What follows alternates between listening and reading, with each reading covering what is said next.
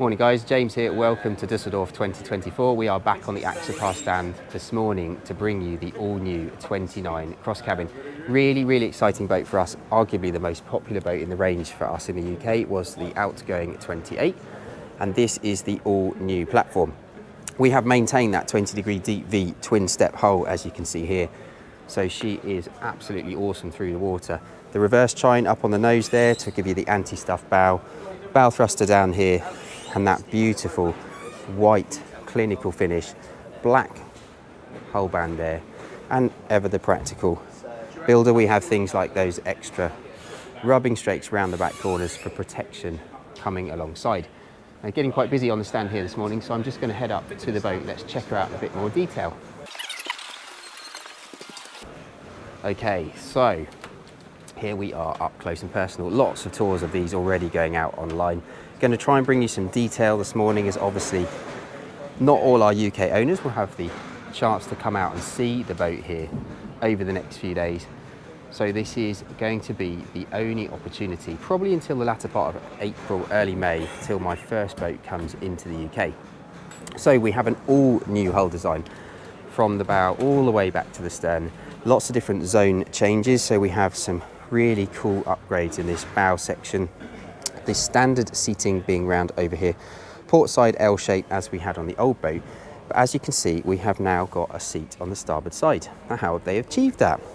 If you look down the deck here, it drops away, and that basically means they've built up some volume in the forward end. The boat is wider up forward, and it gives us the ability for extra seating, and of course the multi-storage cabin arrangement we'll check out here up on the bow. So this is a moulding actually off one of the smaller Axopars in the range. So we've got that open storage area on the starboard side, and over on the port side here, a nice moulded locker with space to store the cushions for the table, which of course drops down to give you a sunbed. There is a storage bag for the tabletop and a couple of different lengths of leg depending on whether you're going to run that in a table or sunbed configuration. Up in the nose here we have a separate moulded storage locker with the optional shore power system up there, and then in the bow itself, fitted nearly to every boat we've sold into the UK, we have of course the electric anchor winch. Just makes sitting on the hook a little bit easier, especially on the recovery. Axopar, being practical, always supply a remote on the bow thruster system, and that also gives you control of the winch motor. Nice stainless steel delta anchor up forward there. We have nice handy storage rails running around the bow here with these backrest cushions, and just sit down here, you can see it's a very nice area. Joined this morning of course with my lovely wife Kim, who is here on the stand all week, and she really has been back-to-back compliments from different boat owners come out from the UK to see this exciting new model. So I'm just looking aft here, and we have an all new seating configuration. So this historically was just a bathroom with a loo and a sink, and we now have the option, we can pop that open, we can see the multi-storage.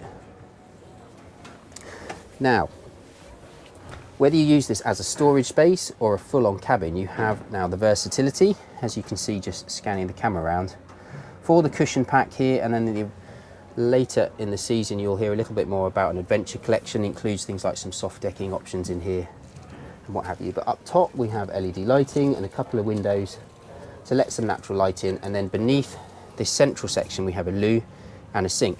Kim's just going to climb down in there and show you how the bed setup works. It's easy to get in there. You can see the door opening right up here. Harbour covers of course for all the cushions out here. Does mean it's very easy to put the boat to bed.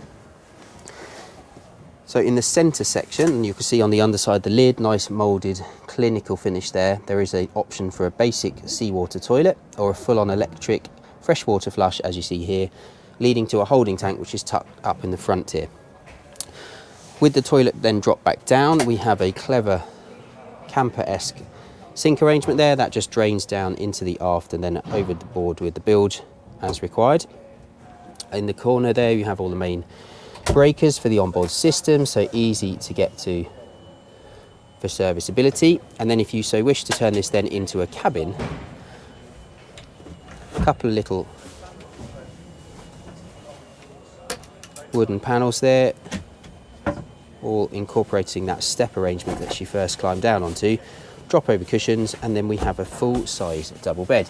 You can see that gives genuine 4-berth capability, but for those of you who just want somewhere as a day boat store, it is a really handy area. It would fit wakeboards and all the kit that you carry when you're out on the water for an afternoon of adventure. So Kim's just going to put that back into the sort of day usage configuration. We have, of course, AV upgrade, so we've got options for speakers here up on the bow, in the cockpit itself, and then onto the aft deck. So continuing aft here, we have a all new door arrangement. So this is a much bigger aperture. We've got some shape on the aft door. We'll see when we go back in just a sec. But of course on a sliding track mechanism. And that gives great visibility from the Helm co-pilot area here for getting in and out of the cabin. The cabin itself, of course, is where you spend most of the time, certainly for our UK boaters. And everything is beautifully ergonomically laid out here, right by the captain. So drop the seat down into the seating position, and we then have an almost heads-up style display with the 2 optional 12-inch Simrad chart plotters. You can put a depth transducer onto those, and of course things like AIS linking into your DSC radio as well, which is an option down here. We have a head unit for the optional AV system, the optional bow thruster, trim tabs, and a bank of switches here for things like the low-level deck lights, which I'll just switch on, and you can see running down the side there. They're very nice at night. And then we of course have underwater lighting as an option. The nice thing with an Axopar is not everything is on the standard list, and therefore it's very possible to configure them for different parts of the world depending on your intended use. Diesel heating control there over next to the screens does mean that the boat can be used all year round, and we have outlets in all of the internal spaces from a Webasto unit. Tilt wheel, of course, so we can get into a sort of more of a bus driving position with it upright for driving perhaps close quarters, and then drop it down, more of a car feel here with the digital fly-by-wire throttle, so very easy in and out of gear. Optional upgrade on the battery switches here to give you the remote solenoid, a little bit easier than climbing into the aft cabin. And then for all of our London Group stock boats especially, we are now speccing with the Mercury First Mate system as standard, and that really gives you much more security when out away from the dock. The ability to either stop the engine remotely, or it will do it for you should you leave the geofence that's created on board the boat, and it's much safer than remembering to plug in the old style kill cord under the dash. Now Kim will just pop the seats forward. This is very normal on Axopars now, but we've done for a number of years the option with the sink and the top loading cool box there, and it really does give then the full capability on board. And there is then of course the option for a transom shower back on the aft quarter. These 2 seats do actually spin round. There will be a later addition of a table in this cockpit area, but as you can see here, currently configured with the bench seat. Now we heard some comments online about how this works, and is it a little bit more of a faff, and the old style seat lifted up into the top here. But with the docking position, certainly for myself, doing many hours on these, the nice thing with the new design is it sits up here onto the port side. Now I mention that because we've now got this lovely big panoramic view out of the back. No aft mullions in fiberglass that we had on the old boat. We now have the ability to see straight out the back of the boat. So if we're doing water sports or close quarters docking with the immediate access to the aft cabin, this is often how we would run the boat if we were out as a family. We've got that great visibility. Some nice little touches like extra handholds, which we didn't have on the old boat. And then the seating configuration here, as it no longer makes a bed in this space, has been tidied up to give a little bit of weight saving. Some funky Adventure Collection upholstery choices here. So the sun top that we showed earlier in the week with the light upholstery, there will be a darker version. You can see some funky inlaid cushion set up there. If we drop the camera down, you can now see into the new aft cabin, and there are 2 different accesses in here. So for overnight usage, we have now a full-size double bed, just as per the old boat, and there is an almost car-style hatchback that we'll see in just a sec on the aft deck. This cushion does actually lift up as well to give you better access in there, and you can see the LED lighting and that big window design off the 45 Axopar to give you a little bit more natural light into the boat. There is of course a fill-in cushion for this section just to give you a full-size bed. I'm actually just going to jump in here to show you how much of an improvement the access is. It was quite awkward to get in here. There is a bit of a duck down. I'm 6 foot myself, and if I just lie down, there is, as you can see, full space all the way there, 2 people quite comfortably. The window on the back actually is really nice. You just look out the back, you can see what you'd wake up to in the morning. They have done away with the windows on the side, but to be honest, it was somewhere to create dust and junk, as you had some blinds, they used to rattle around a bit, and I just think this is a lot more clinical. The whole top here lifts up, so we'll look at that in just a sec. But for me, this really is an evolution, and it works very nicely indeed. Now, whilst we've been in there, Kim's actually just done that reconfiguration on the seat. You can see a nice handy storage locker here in the back for bits and pieces, as you can never have too much storage on the boat. Ambient lighting up the top as an option, so we've got of course LEDs, keeps the power consumption to a minimum, and then the optional electric sliding roof arrangement here above us to allow you to open and close the roof into a position to suit. Crossbars of course available as an option. Standard boat, they would be as an option in white, and then as you can see with the Adventure Collection here, we have the black roof bars. The Adventure Collection, I'll tell you a little bit more about that in the spring when they formally release it, but it includes some really cool water sports equipment, and I'd say really nice to see something as an alternative, of course partnered up with Joby, and they're very cool products. Now, before we finish off, we've got the EVA soft foam decking. Been out since last season on the boat, and that does include the option here to take it in the cabin, down in that multi-function forward space underneath the bed. So really nice underfoot, whether you're walking around barefoot or in shoes. It's very grippy. Side step here to take you out over onto the dock side. Let's head on back and get Kim just to pop this aft locker so you can see how the access works. We moved the illuminated badge from the side to the back, as you can see there. There are of course different options in terms of configuration in the back here, but for us in the UK, the cabin with the aft cabin is typically the most common version. So, as we said, full style hatchback. So those of you that don't want to sleep on the boat, and this is just a toy store, perhaps you've got sea bobs, paddle boards, even mountain bikes and what have you, you've seen them up on the roof, but actually somewhere for security, very easy to use. It lifts right up, lovely moulded finish there on the locker lid, big waterproof seal on that, and it drops down to give you instant security. In the 2 aft lockers here, of course, starboard one being your bilge pump, filler for the diesel heating system, and space to store your lines.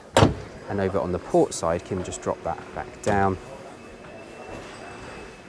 Mirror image, you can see the transom shower there. Everything's tucked underneath the lid, so when it's shut, it's very clean and clinical, nicely moulded. You can see the inside locker lids, and there will be later an addition of an optional wet bar package here, we're told, with a sink and top loading cool box to complement the boat even further.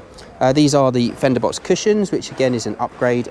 Just behind Kim on the aft end of the platform there, that is the high handled boarding ladder. So there is a standard ladder this side, and then those of you that like your water sports equipment, easier access into the water, I would definitely recommend that for the aft deck. Stainless steel ski frame is an option, just gives you somewhere to tow those water sports toys. And then just to finish off up top, we have the optional fishing rod rocket launchers, the central mast tower with the remote control spot, the broadband radar system, and this is all now much akin to the 37 cross cabin. So we have a dropping arch, there's a couple of nuts to undo, and that does mean bridge height clearances have been improved, and you can see this angular shape on the roof gives you this moulded in very sturdy handhold as you walk around the boat. Now, power options. The standard boat for us is a 300 horsepower single V8 engine. This is what we sold probably 80% of the boats into the UK with.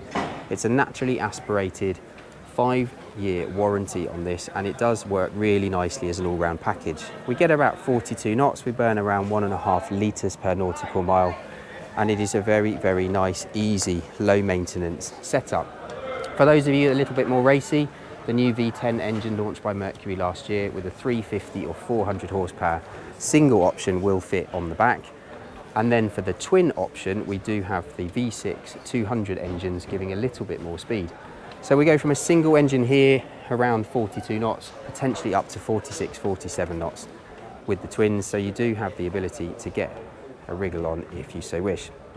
Fuel tank, big increase, 280 litres on the old boat, and we've now gone up to 400 litres.